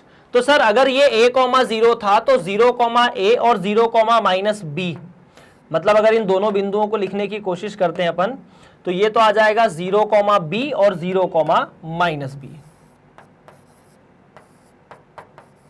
ये दो हुए हैं शीर्ष। डन है क्या? खत्म। आगे बढ़े, ठीक है। अगले टॉपिक में क्या था, नियता। ठीक है, तो अगर ये F1 है तो इसकी संगत नियता L1 यहां से गुजरनी चाहिए, इसकी संगत नियता L2 यहां से गुजरनी चाहिए, क्योंकि नियता क्या होती है, दीर्घ अक्ष के लंबवत दो रेखाएं होती है। तो अब सवाल में सर वहां पर A था, ठीक है, तो यहां पर B हो जाना चाहिए, खत्म बात। लेकिन वहां पर x था तो यहां y हो जाएगा, क्योंकि ये जो रेखाएं हैं वो y अक्ष के समांतर है या x अक्ष के समांतर है, इसीलिए y बराबर समथिंग समथिंग। नाभिलंब जीवा की लंबाई भी वो बहुत बड़ा इशू नहीं है। क्यों? क्योंकि जहां पर a का वर्ग था या b का वर्ग था वहां a का वर्ग, और जहां a है वहां b, और कुछ नहीं, a को b से बदला है बस।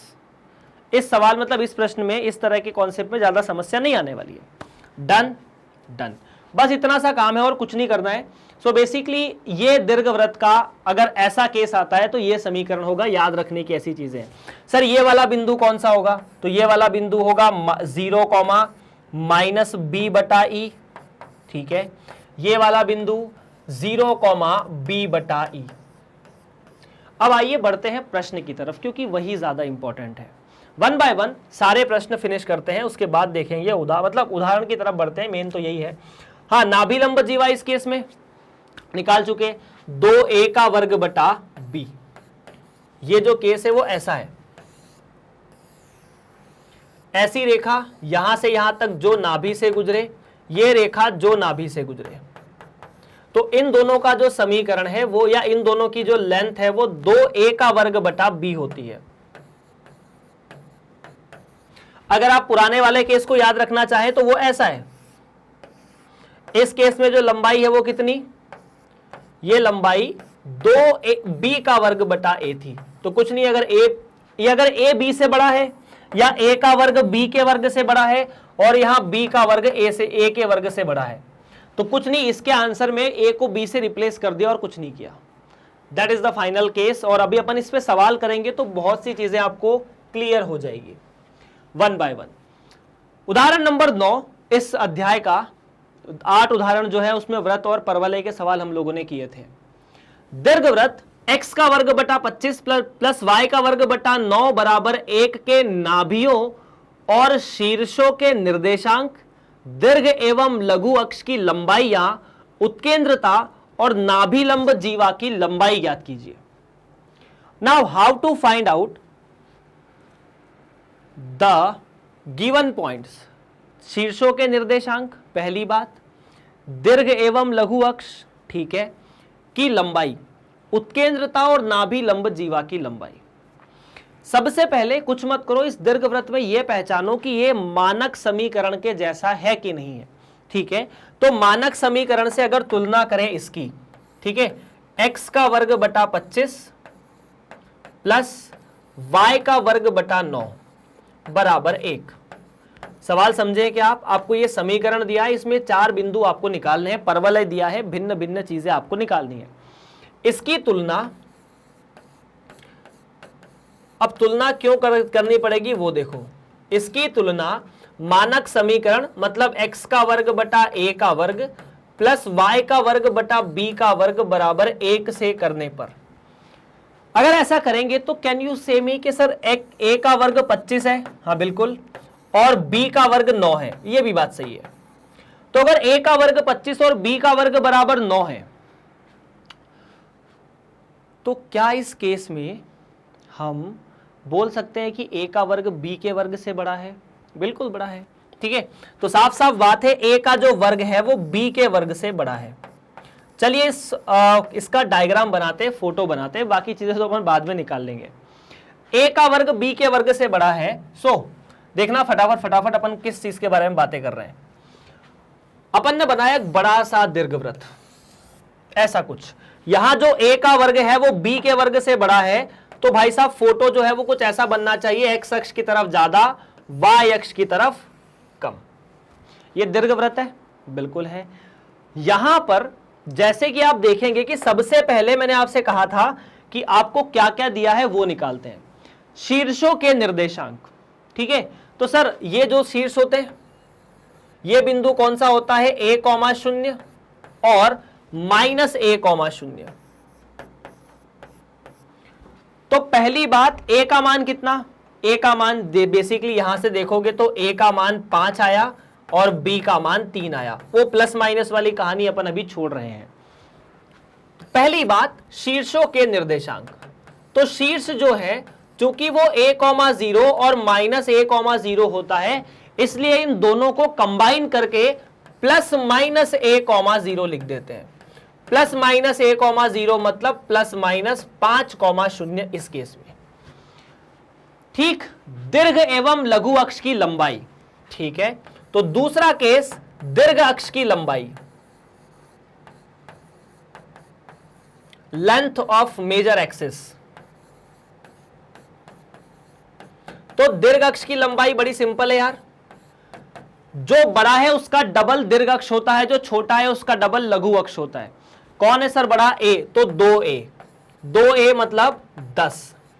वहीं पर तीसरे केस में अगर लघु अक्ष की लंबाई निकालेंगे, लघु अक्ष की लंबाई, तो 2b, जो छोटा है वो लघु अक्ष, तो 2 गुणा 3 मतलब 6।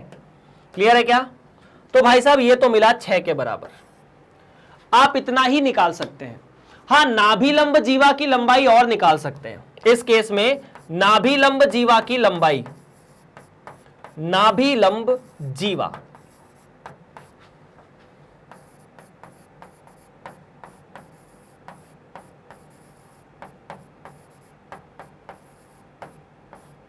दो बी का वर्ग बटा ए, कितना, 2b का वर्ग बटा ए, b का वर्ग 9, a 5, तो यह आ जाएगा 2 गुणा 9 बटा 5 मतलब 18 बटा 5।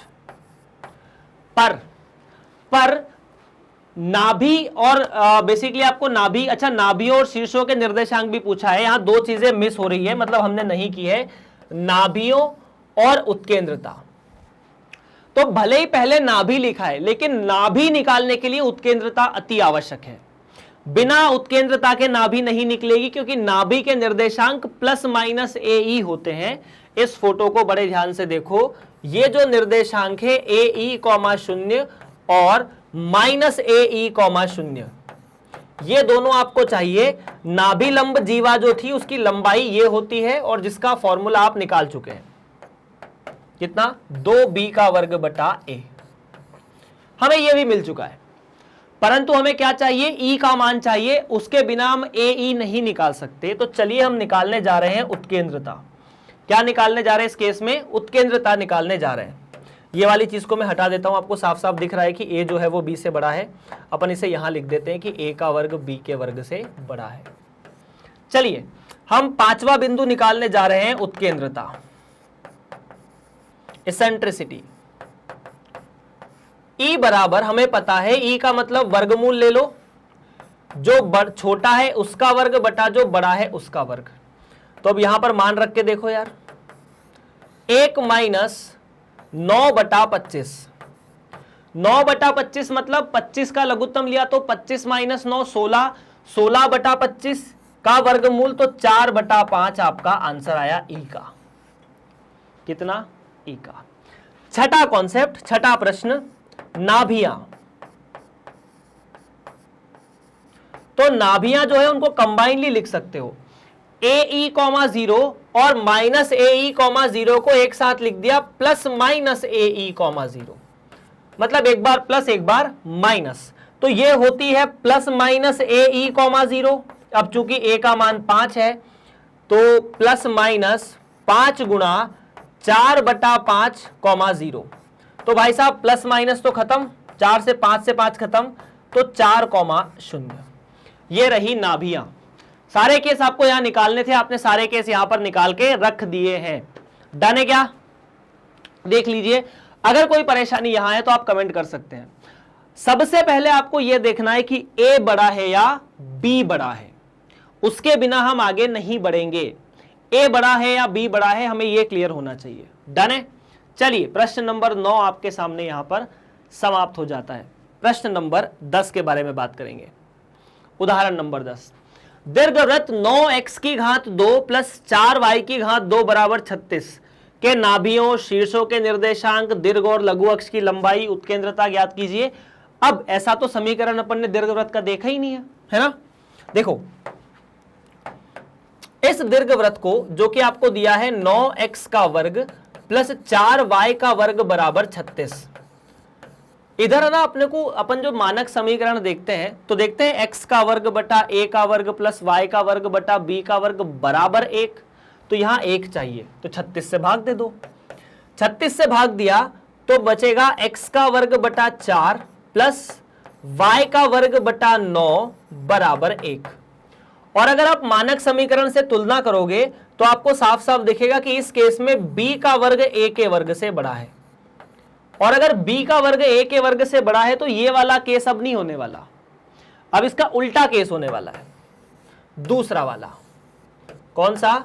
दीर्घवृत्त जो है अब यहां पर पूरी की पूरी कहानी किसके इर्द गिर्द घूमेगी? b के इर्द गिर्द घूमेगी, मतलब कुछ ऐसी। उन दोनों बिंदुओं का प्रयोग कर लिया मैंने यहां पे, और कुछ नहीं है। तो ये दीर्घवृत्त ऐसा बनेगा, और अगर ये ऐसा बनेगा तो जो शीर्ष होंगे वो ये वाले होंगे, 0, b और 0, -b। इसे ऐसे भी याद रख सकते हो कि जो y के नीचे लिखा है वही शीर्ष के बिंदु होंगे, b निकल जाए बस। यहां पर a का वर्ग 4 है तो a का मान 2, b का वर्ग 9 है तो b का मान 3। शीर्ष निकला तो चलो शीर्ष निकाल लेते हैं 1 बाय 1। पहली बात, अच्छा मैं सीधा नाभियां क्यों नहीं निकाल रहा? बिना नाभियां निकालने के लिए आपको ई चाहिए ना, तो पहली बात शीर्ष निकाल लेते हैं।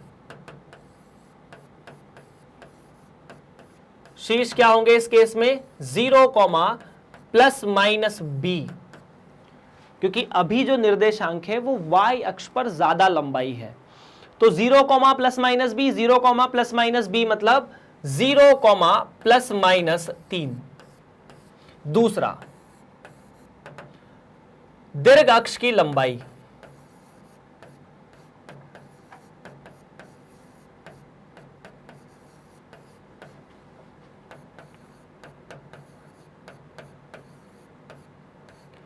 दो बी क्यों? क्योंकि यहां से यहां तक की जो लंबाई है वो b के बराबर है, इसीलिए 2b मतलब 2 गुणा 3 मतलब 6 आ जाएगा, सीधी सीधी बात है ना? ये किसके बराबर? 6 के बराबर है ना? b का मान 3 है। तीसरी बात, लघु अक्ष की लंबाई,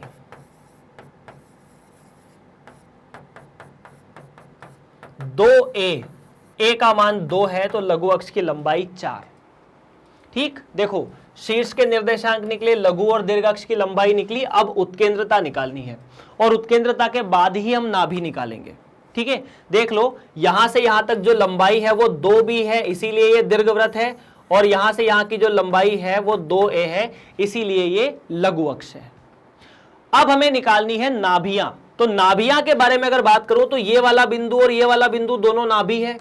ये होता है 0, be और ये होगा 0, -be, क्योंकि ये दोनों बिंदु x y अक्ष पर स्थित है। तो b तो पता है, e निकालना पड़ेगा, और प्रश्न में बोला है कि e निकालो, तो चौथा जो टास्क हमारा होगा वो निकालना है e मतलब उत्केंद्रता। क्या होता है? जो छोटा होता है उसका वर्ग बटा जो बड़ा होता है उसका वर्ग, है ना? पहले वाले केस में 1 बटा b का वर्ग माइनस बटा a का वर्ग था। ऐसा क्यों था? क्योंकि b छोटा था। तो e बराबर इस केस में वर्गमूल 1 - 4/9। 4/9 को हल करोगे तो 9 में से 4 गए तो 5, तो e का मान आ जाएगा साफ साफ तौर पर e बराबर √5/3, और e धनात्मक चीज आएगी, है ना? इसको ऋणात्मक मत कर देना, ये 1 से छोटी है, वेरीफाई जरूर कर लेना।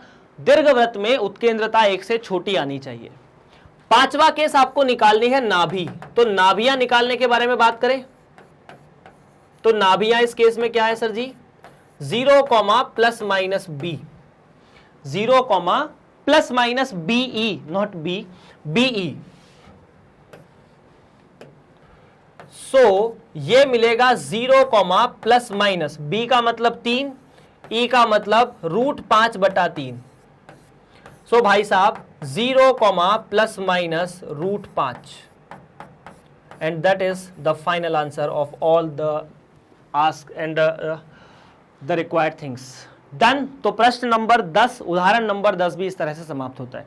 सो पहले आपको क्या पहचानना है, आपको पहचानना है कि ए बड़ा है या बी बड़ा है, या ए का वर्ग बड़ा है या बी का वर्ग बड़ा है ना। ये ए का वर्ग बड़ा है, बी का वर्ग बड़ा है, ये कहना ज्यादा सही होगा। प्रश्न नंबर 11, उस दीर्घवृत्त का समीकरण ज्ञात कीजिए। अब थोड़ी सी चीज उलझी है, जिसकी नाभियों के निर्देशांक +-5,0 और शीर्षों के निर्देशांक 13,0 है। तो देखिए फोटो बनाओगे ना तो you will find out an amazing thing. क्या कि अगर मैं इसका फोटो बनाऊंगा तो सर हमें समीकरण तो निकालना है, हमें कोई दिक्कत नहीं समीकरण निकालने में, पर ये जो समीकरण निकालना है उसमें क्या दिया है, नाभि है वो +-5,0 है, और मुझे पता है कि नाभि जो है वो दीर्घ अक्ष पर स्थित होती है। +-5,0 का मतलब है ये 5,0 और ये -5,0, क्योंकि 5,0 और -5,0 एक्स अक्ष के दो भिन्न बिंदु हैं।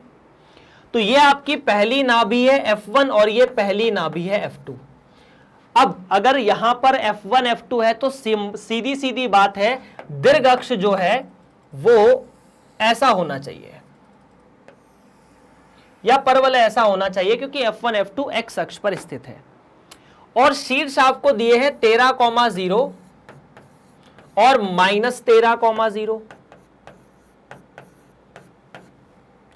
अब देखिए इस दीर्घवृत्त में जो समीकरण होना चाहिए वो होना चाहिए x का वर्ग बटा a का वर्ग प्लस y का वर्ग बटा b का वर्ग बराबर 1।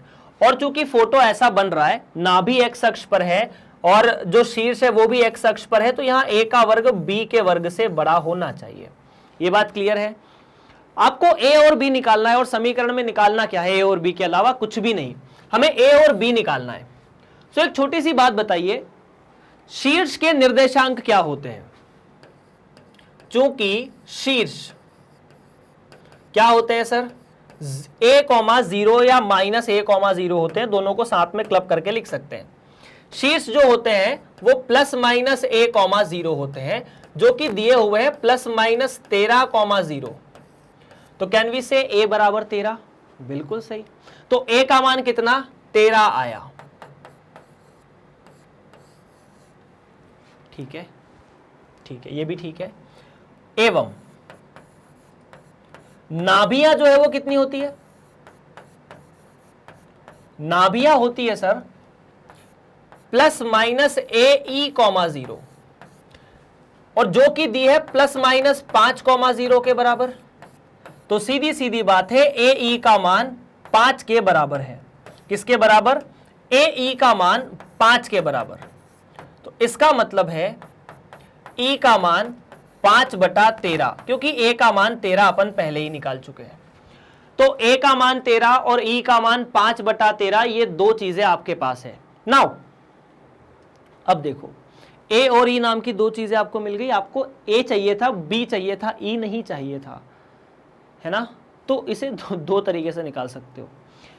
एक तो आपने पढ़ा था कि नाभियों से, है ना, जो केंद्र की दूरी है AE वो होती है दीर्घ अक्ष माइनस लघु अक्ष, है ना। दीर्घ अक्ष के अर्ध दीर्घ अक्ष की वर्ग माइनस अर्ध लघु अक्ष का वर्ग। एक छोटा सा फॉर्मूला अपन ने पढ़ा था ऐसा कुछ, इसे याद रखने की आवश्यकता नहीं है, क्योंकि आपको उत्केंद्रता के बारे में बहुत कुछ पता है। क्या पता है? छोटी सी बात यह पता है कि चूंकि सर E का मान 1/वर्गमूल b का वर्ग बटा a का वर्ग होता है, ठीक है। तो क्या मैं e का मान यहां रख दूं, a का मान रख दूं, मुझे b का वर्ग मिल जाएगा। चूंकि इस सूत्र के अंदर आपको हमेशा 2 देकर तीसरा निकालना है, ये बात क्लियर है। बस कुछ भी दे दिए जाए, ए बी देकर ई निकालो, ए ई देकर बी निकालो, बी ई देकर ए निकालो, कुछ भी, तो क्या आप लिख सकते हैं 5/13 बराबर वर्गमूल 1 माइनस बी का वर्ग बटा 13 का वर्ग। और अगर इसे दोनों साइड वर्ग करोगे 13 से 13 कैंसिल, 5 का वर्ग बराबर 13 का वर्ग माइनस बी का वर्ग, जहां से बी का वर्ग आ जाएगा 12 का वर्ग। आपको बी चाहिए, बी का वर्ग चाहिए, बी नहीं चाहिए, है मतलब बी निकल जाता तो भी बात ठीक थी। तो अब जो समीकरण है वो क्या बन जाएगा, समीकरण बन जाएगा ए का मान 13 रख दो, बी के वर्ग का मान 12 का वर्ग है, तो x का वर्ग बटा 13 का वर्ग प्लस y का वर्ग बटा 12 का वर्ग बराबर 1, और यही आपका सही जवाब है इस प्रश्न का। That is the final answer. Done done, कोई चिंता की बात बिल्कुल नहीं। प्रश्न नंबर 11 समाप्त। 11 समाप्त तो 12 की तरफ बढ़ेंगे, रुकेंगे कहीं भी नहीं।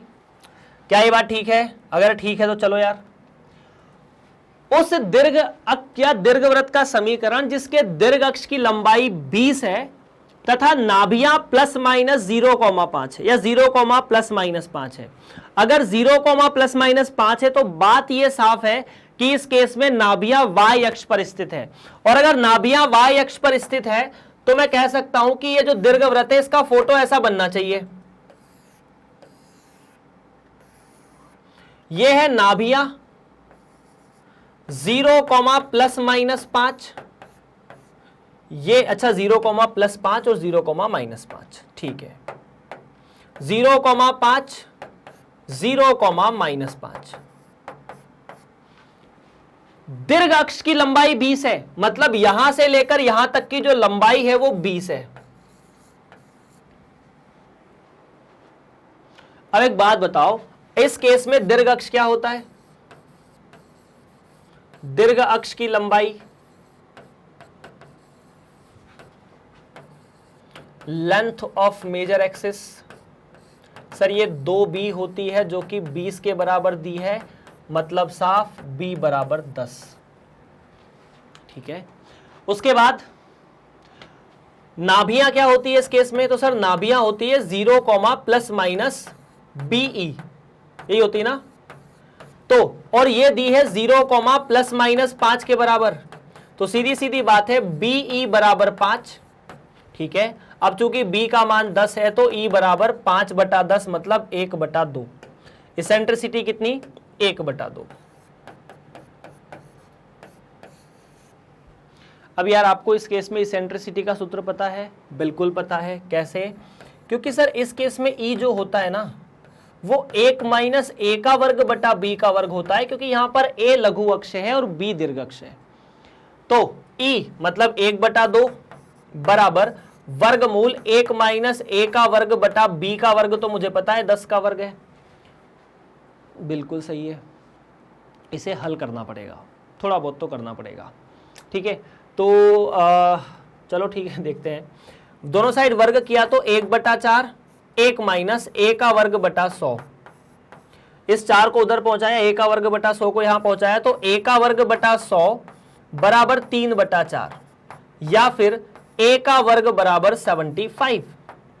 सो इन दिस केस a का वर्ग बराबर 75 है, b बराबर 10 है। तो क्या आप समीकरण को लिख सकते हैं? बिल्कुल आसानी से सर। हमें पता है कि इस केस में समीकरण कितना होता है? समीकरण होता है x का वर्ग बटा a का वर्ग प्लस y का वर्ग बटा b का वर्ग बराबर 1, x का वर्ग a का वर्ग 75, b 10 है तो b का वर्ग हुआ 100 बराबर 1, and that is the final answer. फटाफट एक बार वेरीफाई कर लो, कोई दिक्कत हो तो आप कमेंट में बता सकते हैं। बढ़ते हैं प्रश्न नंबर 13 की तरफ। अब 13 क्या कहता है वो समझने के लिए इसको पढ़ना पड़ेगा पहले तो। उस दीर्घवृत्त का समीकरण ज्ञात कीजिए। निकालना क्या है? समीकरण जिसकी दीर्घ अक्ष x अक्ष के अनुदिश है, ठीक है, मतलब ये x अक्ष की तरफ ज्यादा है, और 4,3 तथा -1,4 दीर्घवृत्त पर स्थित है। अभी मेरी बात सुनिए आप, आपको यह बोला है भाई लोगों ने कि सवाल जो है थोड़ा सा अलग दे रहे हैं आपको इस बार। आपको ना ऐसा हमने एक दीर्घवृत्त बना के दिया है, बोला साफ साफ है कि यार चूंकि एक्स अक्ष की तरफ, एक्स अक्ष के अनुदिश इसका अक्ष है, मतलब ए का वर्ग जो है वो बी के वर्ग से बड़ा है, मतलब ये दीर्घ अक्ष है, सीधी सीधी बात है। 4,3 और -1,4 इस दीर्घवृत्त पर स्थित है। 4,3 यहां कहीं मान लेते हैं और -1,3 या -1,4 है, ठीक है, तो -1,4 यहां मान लेते हैं। ये दोनों बिंदु इस दीर्घवृत्त पर स्थित है, यह आपको दिया गया है साफ साफ। अब आपको इसका समीकरण निकालना है। इन दोनों बिंदुओं को अपन ए और बी बोल सकते हैं, चिंता की बात नहीं है। प्रश्न में हमें ये गिवन कंडीशंस हैं, आप गिवन कंडीशन को फोटो के रूप में निरूपित कर सकते हैं। आपको समीकरण निकालना है। क्या आपको पता है कि किसी भी दीर्घवृत्त का, चाहे उसका एक्स अक्ष या चाहे उसका अक्ष एक्स अक्ष के अनुदिश हो या नहीं हो, या वाई अक्ष के अनुदिश हो, मानक समीकरण तो ऐसे ही आता है, एक्स का वर्ग बटा ए का वर्ग प्लस वाई का वर्ग बटा बी का वर्ग बराबर 1। Done done. नाउ अब ए और बी के बारे में कोई जानकारी नहीं दी है, लेकिन हमें इस समीकरण में सिर्फ दो ही चीजें निकालनी है, ए का वर्ग और बी का वर्ग, ठीक है। अब आपको यह बोला है कि ये जो दीर्घवृत्त है, ये जो दीर्घवृत्त है वो 4,3 से गुजरता है। तो क्या, सुनना ध्यान से, चूंकि दीर्घवृत्त, ये वाला इसको 1 कह दो, है ना, दीर्घवृत्त 4,3 एवं -1,4 से गुजरता है।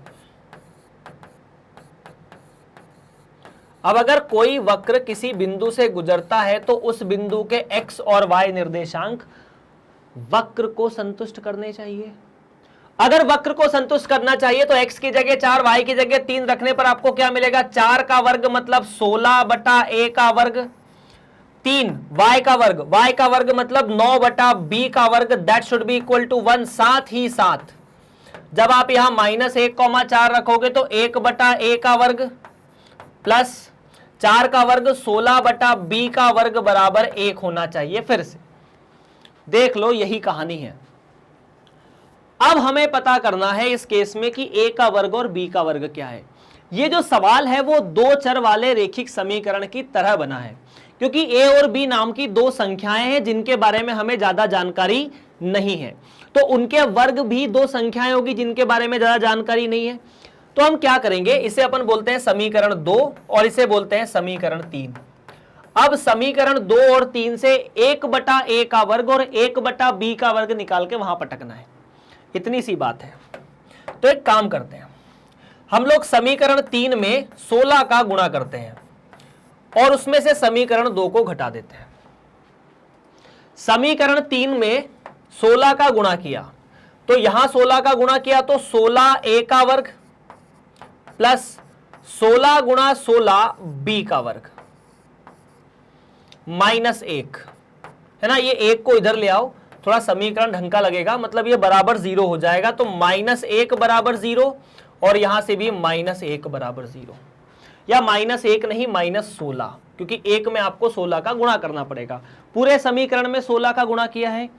अगर ये बात समझ में नहीं आ रही तो मैं थोड़ा बढ़िया तरीके से आपको बता देता हूं, हो सकता है दिक्कत हो जाए। चलिए अपन एक कैलकुलेशन और कर लेते हैं, छोटा सा कैलकुलेशन। ऐसा है कि आपके सामने दो छोटे छोटे समीकरण दिए हैं। पहला दिया है 16 बटा a का वर्ग प्लस 9 बटा b का वर्ग बराबर 1 है। ये दो चर वाले रेखिक समीकरण की तरह हल करना है। और यहां 1 बटा a का वर्ग प्लस 16 बटा b का वर्ग बराबर 1। आपने क्या किया, इस समीकरण को तो जैसा है वैसा लिखा रहने दिया।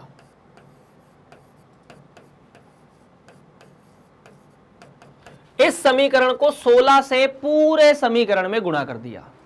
तो 1 बटा a का वर्ग मतलब 16 बटा a का वर्ग प्लस 16 का वर्ग होता है 256, तो मतलब 16 को 16 में गुणा करोगे तो 256 बटा b का वर्ग बराबर 16।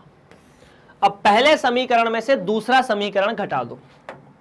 पहले समीकरण में से दूसरा समीकरण घटाया तो ये से ये गया, यहां तो 0, 9 में से 256 गए, देख लो 9 में से अगर 256 गए तो b का वर्ग, तो b का वर्ग ही है ना, तो 56 में से गए 3, तो ये बचे 247 ऋणात्मक चिन्ह के साथ b का वर्ग, और ये बचे 15 ऋणात्मक चिन्ह के साथ, 1 में से 16 गए। तो यहां से 1/b का जो वर्ग है वो फाइनली हमारे पास ऐसा मिल जाना चाहिए कि 1/b का वर्ग बराबर माइनस से माइनस कटे 247, 15/247।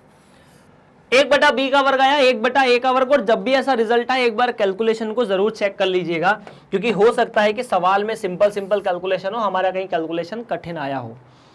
मैंने 1/b का वर्ग यहां रख दिया, तो 16/a का वर्ग प्लस 9 गुणा 1/b का वर्ग की जगह 15/247 बराबर 1, या फिर 16/a का वर्ग प्लस 135/247 बराबर 1, या 1/16 का 16/a का वर्ग बराबर 1 माइनस 135/247, और इन दिस केस 16/a का वर्ग बराबर 247 माइनस 135/247। और आपको पता है कि 247 में से 135 गए तो 2, और यहां बचे 11, तो 16/a का वर्ग 112/247, या 1/a का वर्ग बराबर 7/247। भाई साहब आपके पास a का वर्ग है, 1/a का वर्ग, 1/b का वर्ग। आपको जो समीकरण चाहिए उसमें इसको ऐसे भी तो देख सकते हैं ना हम लोग कि सर हमारे सामने जो समीकरण है x/a का वर्ग का मतलब है x के आगे 1/a का वर्ग गुणा है, 1/a का वर्ग का मतलब 7/247, तो 7/247 x square plus 15/247 y square बराबर 1। ठीक। अब यार ये 247 सब दूर है, 247 को कॉमन ले सकते हो और उधर भेज सकते हो। तो आपके सामने जो अच्छा दिखने वाला समीकरण आना चाहिए वो ऐसा है, और ये आपका आंसर है इस केस में। इस तरह से इस प्रश्न को हमें हल करना था। आप चाहे तो एक बार देख सकते हैं, एक बार फिर से कैलकुलेशंस देख लो, फिर से सवाल को देख लो। रिपीट कर देता हूं किया क्या है।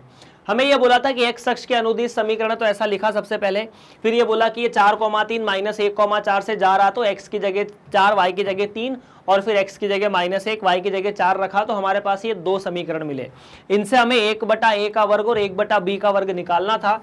इन दोनों को हल करके आपने मतलब 2 चर वाले रैखिक समीकरण के जैसे यहाँ पर आपने 16 का गुणा कर दिया तो ये दोनों चले गए, और 1/b का वर्ग 15/247 आया, और उसे आपने पहले समीकरण में रखा तो 1/a का वर्ग 7/247 आया, और आपने समीकरण निकालने के लिए यहां पर 1/a और 1/b का वर्ग रख दिया। इस तरह से ये प्रश्नावली या ये उदाहरण वाली चीजें दीर्घवृत्त के साथ समाप्त होती है। अगर आप मैग्नेट ब्रेन्स के चैनल को यूट्यूब पर देख रहे हैं तो हिंदी माध्यम के वीडियो आपको सारे हिंदी माध्यम वाले चैनल पर मिलते हैं, लेकिन आप उन्हें मैग्नेट ब्रेन्स के ऑफिशियल वेबसाइट www.magnetbrains पर भी एक्सेस कर सकते हैं। इसके लिए आपको कुछ नहीं करना है, बस अपने गूगल पर जाना है, वहाँ लिखना है www.magnetbrains.com, और वहाँ लिखने के बाद जैसे ही आपको यहाँ पर कुछ ऑप्शंस दिखेंगे, CBSE हिंदी माध्यम को सिलेक्ट कीजिएगा। जैसे CBSE हिंदी माध्यम को सिलेक्ट करेंगे आपको कक्षा 11वीं चयन करना है, उसमें गणित का विषय दिख जाएगा। जैसे ही गणित के विषय पर क्लिक करेंगे आपको NCERT वाला जो ट्यूटोरियल है वो दिख जाएगा, उसमें NCERT में क्या क्या पढ़ाया जा रहा है। उसमें आपको जहाँ पर जाना है बहुत सारी चीज़ें आपको दिखाई जाएगी, मतलब चैप्टर बहुत सारे लिखे रहेंगे। किसी भी एक चैप्टर पे क्लिक कीजिए, जितने वीडियोस में वो चैप्टर खत्म हुआ है वो सभी आपको वहाँ लिस्ट हो जाएंगे। आपको जो वीडियो देखना है उस पर क्लिक कीजिए, चीज़ ऑटोमेटिकली चलना शुरू हो जाएगी। चलिए यार, आपको जैसे कि पता है कि मैग्नेट ब्रेन्स कक्षा 6 से लेकर 12 समस्त विद्यार्थियों को पूरी तरह से मुफ्त पढ़ाता है, चाहे वो किसी भी राज्य से हो, हिंदी या अंग्रेजी किसी भी बोर्ड से हो। आपको यहाँ कोई भी फीस देने की आवश्यकता नहीं है। बस आपको करना क्या है, अपने दोस्तों के साथ इस चैनल को सब्सक्राइब शेयर करना है, वीडियो को ज़रूर देखना है, लाइक भी करना है, पूरा देखना है ताकि सब चीज़ समझ में आए। हम लोग मिलते हैं आपसे अगली कक्षा में। आप सभी का बहुत बहुत धन्यवाद।